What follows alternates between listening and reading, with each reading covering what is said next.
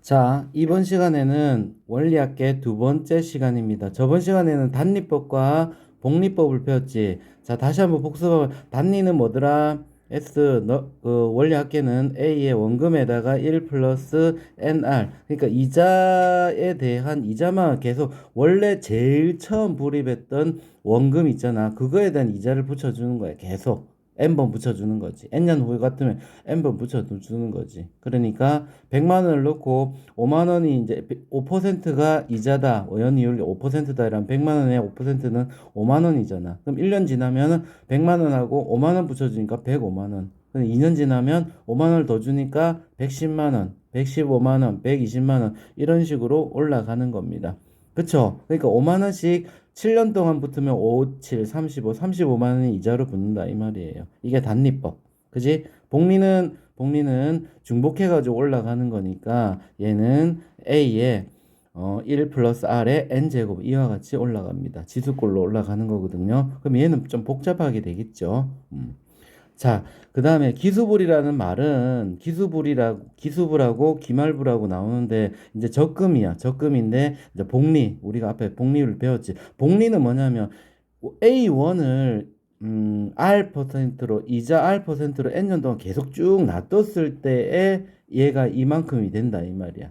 근데 우리 적금은 그런 게 아니거든. 맨날 같은 금액을 넣잖아. 이번 달에 넣고 또 다음 달에 또 일정 금액 넣고 그러니까 연납이라고 하면은 1년에 100만 넣고 그 다음에 또 1년 있다가 100만 넣고 100만 넣고 100만 넣고 이러면 200만 원에 대한 이자를 붙는 게 아니라 100만 원 따로 가고 있고 그 다음 연도에는 100만 원 또 따로 가고 있는 거예요. 그러니까 이걸 따로따로 다 계산하는 거야. 그게 얘가 이제 학생들이 조금 착각하는 부분이었어요. 그래서 내가 이번 연도 이번 달에 100만 원을 넣었다 있잖아. 그럼 100만 원에다 5%가 쭉 붙어 계속 나가고 있고 그다음에 그 다음 달에 100만 넣잖아. 그러면 내가 보기엔 통장에 찍힌 게 두 번 넣었으니까 200만 원에 대해서 5%가 붙는다고 생각하는데 그게 아니에요. 그게 아니라 저번 달에는 100만 원은 계속 따로 가고 있고 이번 달에 또는 또 100만 원 또 이번 달부터 이자가 따로 붙는 거야. 그래서 적금 총액이라는 말이 붙게 되는 거거든. 걔 따로따로 10번을 넣었으면 10번의 이자가 다 따로따로 가는 거야. 그거를 지금부터 설명을 할 거야. 알겠죠? 자, 그래서 기수불이라고 하는 말은 책에선 등장하지 않아요.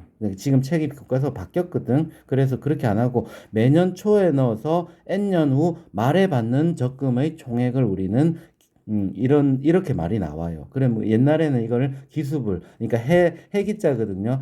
해 초에다, 연초에다 넣어서 N년 후 말에 받는 데서 기수불이라고 했고, 기말불은 뭐겠어요? 그럼 매년 말에 넣는 거야. 1년 말, 2년 말, 3년 말 해가지고 10년 동안 넣으면 10년 말에 넣는 거야. 그럼 이상하죠? 뭐가 하나 이상한가요? 1년 초에 넣어서 10년 말에 이거 받는 거 같으면은 얘는 10년을 꽉 채우는 거잖아. 근데 1년 말에 넣어서 10년 말에 받으면 봐봐. 1년 말에서 2년 말이 되면 2년 말이 돼야 1년이 되는 거잖아. 그치? 그러니까 걔는 9번. 사실은 횟수로 따지면 기간으로 따지면 9번 9년인 거야. 그러니까 이자가 작아지겠지. 자, 그런 느낌입니다. 자, 한번 계산해 볼게요. 자, 문제에서 매년 초에 내가 이렇게 할게. 100만 원이 있다고 칩시다. 100만 원이 있는데 연이율 5%로 10년간 넣을 거야. 10년간. 자, 그렇게 넣을 거예요. 자, 한번 볼까요? 자, 이거를 매년 초에 넣어서 10년 후 말에 받는 걸 계산해 볼게. 여기에 이제 1년 초에 넣는다 치자. 1년 초. 그다음에 여기에 2년 초. 그다음에 3년 초. 이렇게 쭉 넣어서 10년 초에 10번을 넣어야 되니까 10년 초에 넣고 받기는 10년 말에 받는 거야. 10년 말에. 알겠죠? 10년 초에 넣어서 10년 초에 받는 게 아니라 10년 초에 넣어가지고 맨 마지막 뿌리백은 10년 초에 넣는 거고 10년 말에 받는 거예요. 그러면 여기에 내가 100만 원을 넣을 거잖아. 100만 원을 넣으면 쭉 가가지고 얘는 이자가 몇 번 붙어요? 자, 봐봐. 100만 원에 2년 초가 되면 한 번 붙고 3년 초가 되면 두 번 붙어요. 4년 초가 되면 세 번 붙고 10년 초가 되면 9번 붙겠지. 근데 여기에서 9번 붙는 게 아니라 1년을 더 기다려서 10년 말에 받는 거잖아. 그러니까 10번 붙어요. 아시겠죠? 그래서 100만 원 1 플러스 얼마에 100분의 5에 10제곱 이렇게 되는 거야.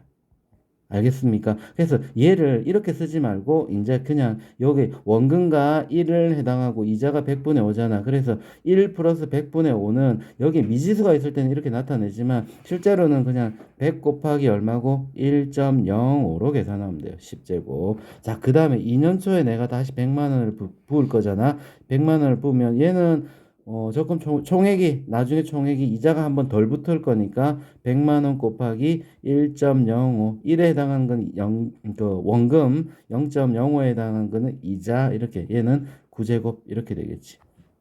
그 다음에 3년초에 넣는다. 3년초에 넣는 건 쭉 가가지고 100만 원 곱하기 1.05에 얼마? 8제곱 이렇게 될 거잖아. 쭉 가갖고 마지막 불이백이 10년 초에 10번째 100만 원 마지막을 넣어. 그래서 당장 받는 게 아니고 1년 후에 말에 받는다 했으니까 1년 기다렸다 받아야 되니까 1년 기다렸는데 이자를 안 쳐주면은 너네 그 은행에 거래 안 할 거야 이거 그치? 누구나 그렇겠죠. 그래서 얘도 100만 원 곱하기 1.05에 1제곱 이렇게 되는 거예요. 자, 이거를 가장 최근 연도에서부터 거꾸로 올라간단 말이야. 그럼 얘를 나열해 볼게요. 100만 원 곱하기 1.05에 1제곱 더하기 100만 원 곱하기 1.05에 2제곱 이렇게 쭉 해가지고 100만 원 곱하기 1.05에 10제곱까지 올라가는 거예요. 그러면 얘는 뭔데? 등비수열의 합이네요. 초항이 뭐고? 초항이 100만 원 곱하기 1.05. 자, 얘가 초항입니다. 그 다음 공비는 얼마냐 하니까 1.05지. 그러니까 우리가 공비할 때 이걸 미리 알아놓으면 좋겠어요. 5% 되나? 그럼 원금이 1이 있고 이러니까 1.05가 되는 거야. 무슨 말인지 알겠죠? 1이 원금, 0.05가 이자. 그걸 합치면 1.05를 곱하면 되는 거잖아. 그럼 한 배하고 조금 더 올라가자. 이자가 붙어가지고. 그렇게 하면 되는 거예요. 자, 그래서 공비는 1.05가 되고 항수, 연수, 횟수 이렇게 되겠지. 얘는 10번이야, 10번. 10번이 되니까 자, 얘 합계는 어떻게 될까요? 등비수열의 합공식. 책에 보면 기습을 이렇게 해가지고 공식 나와 있는데 글쎄요, 선생님은 비추천입니다. 비추천입니다. 원리 자체를 알아야 되거든요. 알겠죠? 그래서 등비수열의 합공식이 뭐지? R-1분의 A에 R의 N승 마이너스 1 이렇습니다. 자, 그래서 공비가 1.05잖아. 1.05 마이너스 1분의 초항이 100만 원 곱하기 1.05. 105만 원 맞습니다. 곱하기 1.05에 10제곱 마이너스 1. 얘를 계산하면 된다 이 말이야. 선생님, 왜 1.05에 10제곱 이거 어떻게 계산해요? 계산기로 두드릴까요? 좀 못하겠는데요. 그게 아니라 얘는 문제에서 줘요. 다 주니까 절대 걱정 안 해도 됩니다. 아시겠죠? 자, 그래서 원리합계는 뭐다? 등비술의 합이다. 이 정도만 알면 됩니다. 거꾸로 썼을 때 기수불은 맨 마지막 불이백으로부터 1년을 기다리니까 이자가 붙는다. 그래서 초항에 이자를 한번 붙여서 한 게 초항이 된다. 이거를 조금 기억해 놓습니다. 자, 그 다음에 기말불. 자, 연말에 넣어서 연말에 똑같은 100만 원을 연이율 5%로 10년간 넣습니다. 자, 근데 우리가 얘는 이제 이렇게 되겠지. 얘가 얼마냐면 1년 말이야. 이제 1년 말. 그 다음에 얘는 2년 말. 그 다음에 3년 말. 그 다음 쭉 가갖고 9년 말. 맨 마지막 10년 말. 10번 넣어야 되잖아. 그래서 10년 말 이렇게 되는 거예요. 자, 그러면 여기에 1년 말에 100만 원 넣잖아. 그러면 2년 말이 되면 한 번 붙지 이자가. 3년 말이 되면 두 번 붙단 말이야. 그러면 10년 말이 되면 몇 번 붙어요? 9번 붙습니다. 9번. 그래서 100 곱하기 1.05에 9제곱 이렇게 돼. 자, 2년 말에 넣은 거는 몇 번 붙어요? 8번 붙겠지. 100 곱하기 1.05에 8제곱 이렇게 돼.